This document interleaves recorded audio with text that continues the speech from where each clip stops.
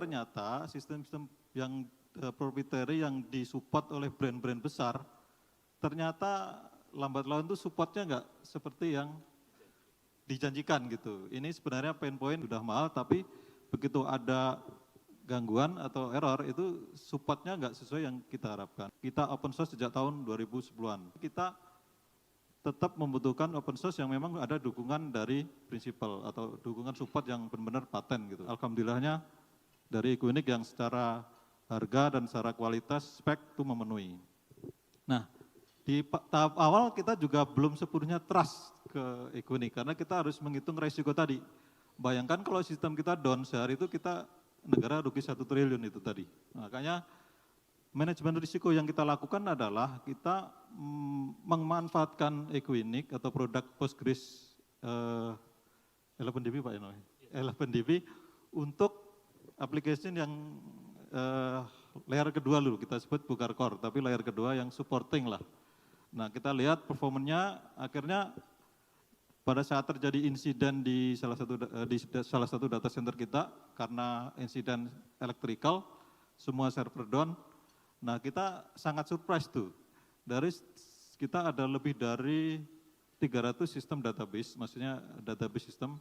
Nah Postgres ini yang disupport oleh teman-teman Equinix ini paling cepat recovery-nya.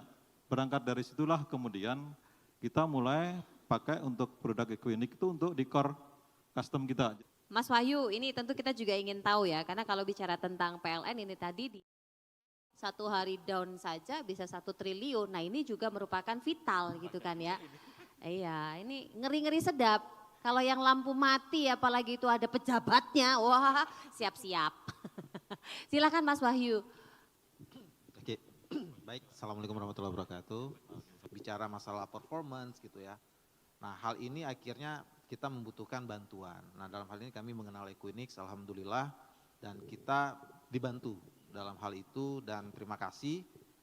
Banyak beberapa permasalahan di sisi kita itu bisa diselesaikan dan yang paling penting lagi adalah Equinix ini adalah 100% TKDN gitu. Dan kita bisa panggil kapan saja gitu. Bener ya? Ya, bisa panggil kapan saja gitu. Jadi kalau nggak salah Pak Jul itu pernah kerja sama saya itu hampir 24 jam Pak. Dan makasih supportnya. Nah mungkin ada sedikit sharing dari saya gitu ya. Kebetulan dalam beberapa minggu yang lalu saya mengikuti kegiatan cyber security. Jadi ketika saya lihat di situ disimulasikan ini sebagai sharing saja dulu. Yang diserang itu kebanyakan adalah open source.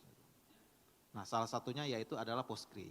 Nah selesai simulasi saya tanya sama instrukturnya, Pak kenapa Postgre Pak, kenapa nggak SQL Server, kenapa nggak Oracle System, kenapa nggak DB2, kenapa harus Postgre saya tanya gitu ya.